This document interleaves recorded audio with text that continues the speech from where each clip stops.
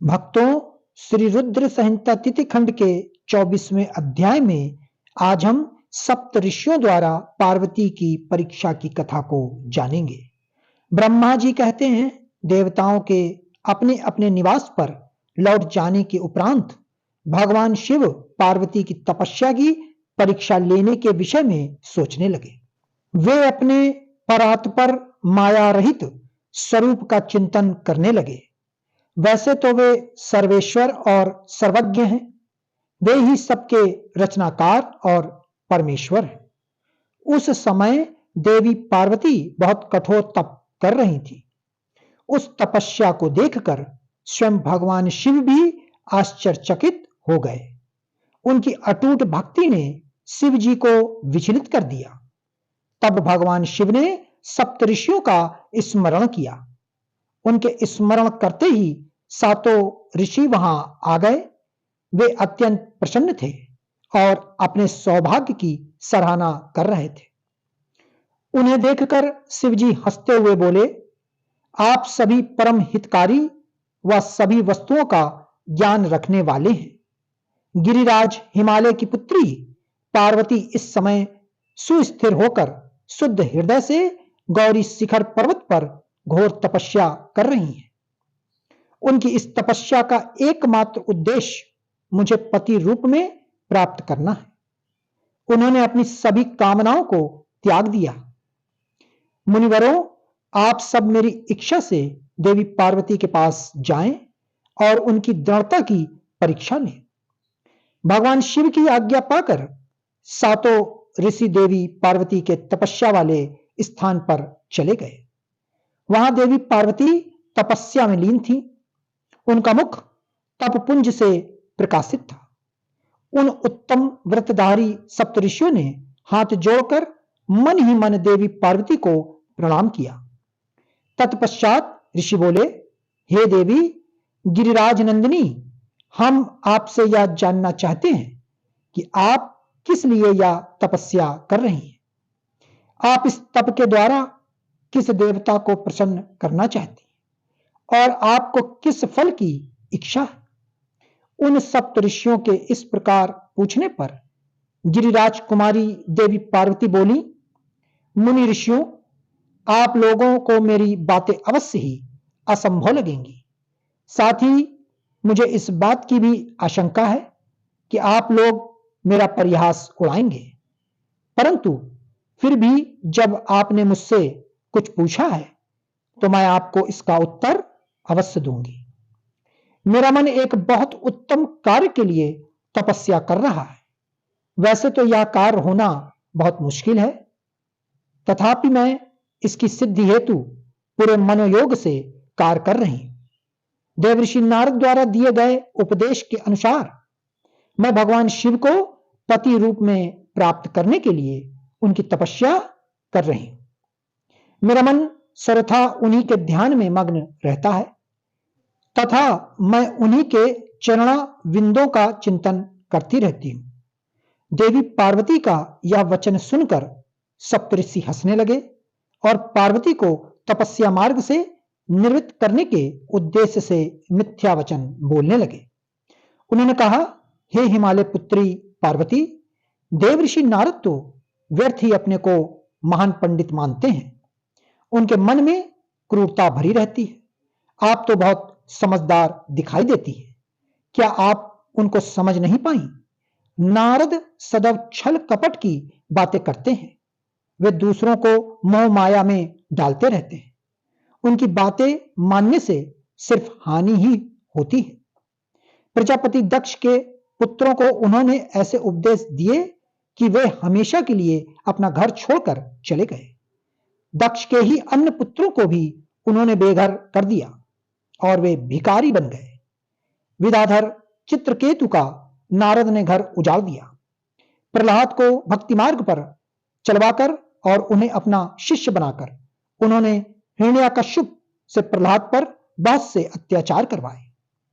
मुनि नारद सदैव लोगों को अपनी मीठी मीठी वाणी द्वारा मोहित करते हैं, फिर अपनी इच्छा अनुसार सबसे कार्य करवाते हैं। वे केवल शरीर से ही शुद्ध दिखाई देते हैं, जबकि उनका मन मलिन और कलेशयुक्त रहता है। वे सदैव हमारे साथ रहते हैं, इसलिए हम उन्हें भली भांति जानते और पहचानते हैं। हे देवी, आप तो अत्यंत विद्वान और परम ज्ञानी जान पड़ती हैं। भला आप कैसे नारद के द्वारा मूर्ख बन गई? देवी, आप जिनके लिए इतनी कठोर तपस्या कर रही हैं, वे भगवान शिव तो बहुत उदासीन और निर्विकार हैं। वे सदैव काम के शत्रु हैं। हे पार्वती, आप थोड़ा विचार करके देखो कि आप किस प्रकार का पति चाहती हैं। आप मुनि नारद के बहकावे में ना आए। भगवान शिव तो महा निर्लज्ज, अमंगल रूप, काम के परम शत्रु, निर्विकारी, उदासीन, कुल से हीन, भूतों व प्रेतों के साथ रहने वाले।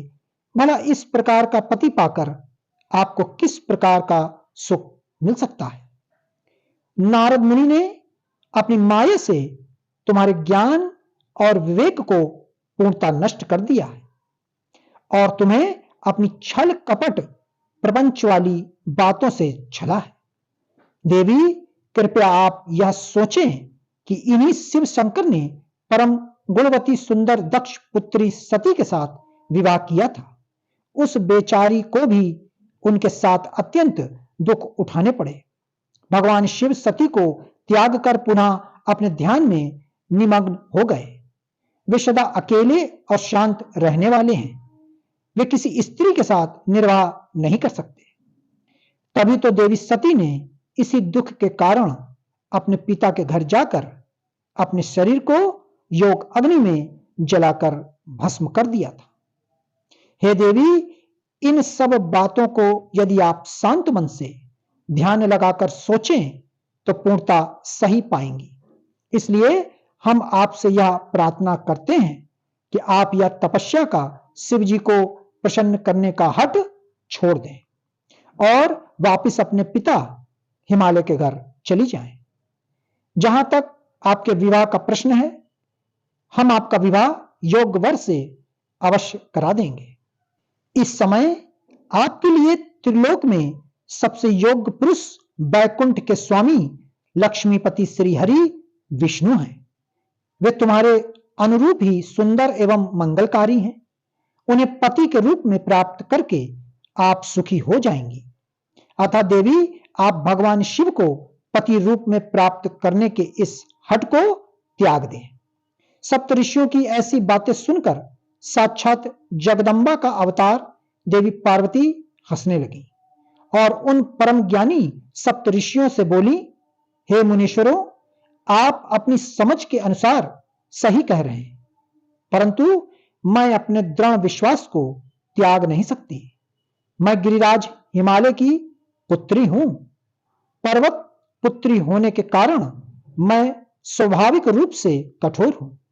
मैं तपस्या से घबरा नहीं सकती। इसलिए हे मुनिगणों, आप मुझे रोकने की चेष्टा ना करें। मैं जानती हूं कि देवर्षि नारद ने जो उपदेश मुझे दिया है और शिव जी की प्राप्ति का साधन जो मुझे बतलाया है वह असत्य नहीं है। मैं उसका पालन अवश्य करूंगी। यह तो सर्वविदित है कि गुरुजनों का वचन सदैव हित के लिए ही होता है। इसलिए मैं अपने गुरु नारद जी के वचनों का सर्वथा पालन करूंगी। इससे ही मुझे दुखों से छुटकारा मिलेगा और सुख की प्राप्ति होगी। जो गुरु के वचनों को मिथ्या जानकर उन पर नहीं चलते, उन्हें इस लोक और परलोक में दुख ही मिलता है। इसलिए गुरु के वचनों को पत्थर की लकीर मानकर उनका पालन करना चाहिए। अतः मेरा घर बसे या न बसे, मैं तपस्या का यह पथ नहीं छोड़ूंगी। हे मुनीश्वरों, आपका कथन भी सही है। भगवान विष्णु सद्गुणों से युक्त हैं तथा नित्य नई लीलाएं रचते हैं, परंतु भगवान शंकर साक्षात पर ब्रह्मा हैं। वे परम आनंदमय हैं। माया मोह में फंसे लोगों को ही प्रपंचों की आवश्यकता होती है। ईश्वर को इन सब की ना तो कोई आवश्यकता होती है और ना ही रुचि। भगवान शिव सिर्फ भक्ति से ही प्रसन्न होते हैं। वे धर्म या जाति विशेष पर कृपा नहीं करते। ऋषियों, यदि भगवान शिव मुझे पत्नी रूप में नहीं स्वीकारेंगे तो मैं आजीवन कुंवारी ही रहूंगी और किसी अन्य का वरण कदापि नहीं करूंगी। यदि सूर्य पूर्व की जगह पश्चिम से निकलने लगे, पर्वत अपना स्थान छोड़ दे और अग्नि शीतलता अपना ले, चट्टानों पर फूल खिलने लगे, तो भी मैं अपना हट नहीं छोड़ूंगी। ऐसा कहकर देवी पार्वती ने सप्त ऋषियों को दोनों हाथ जोड़कर प्रणाम किया तथा भक्तिभाव से शिव चरणों का स्मरण करते हुए पुनः तपस्या में लीन हो गई। तब पार्वती के श्रीमुख से उनका दृढ़ निश्चय सुनकर सप्तऋषि बहुत प्रसन्न हुए और उनकी जय जयकार करने लगे। उन्होंने पार्वती को तपस्या में सफल होकर भगवान शिव से मनवांछित वरदान प्राप्त करने का आशीर्वाद दिया। तत्पश्चात देवी पार्वती की तपस्या की परीक्षा लेने गए सप्तऋषि उन्हें प्रणाम करके प्रसन्न मुद्रा में भगवान शिव को वहां हुई सभी बातों का ज्ञान कराने के लिए शीघ्र उनके धाम की ओर चल दिए। तब भगवान शिव शंकर के पास पहुंचकर सप्तऋषियों ने उनके समीप जाकर दोनों हाथ जोड़कर उन्हें प्रणाम किया और उनकी स्तुति की। तत्पश्चात सप्तऋषियों ने महादेव जी को सारा वृत्तांत बताया। फिर प्रभु शिव की आज्ञा पाकर सप्तऋषि स्वर्गलोक चले गए।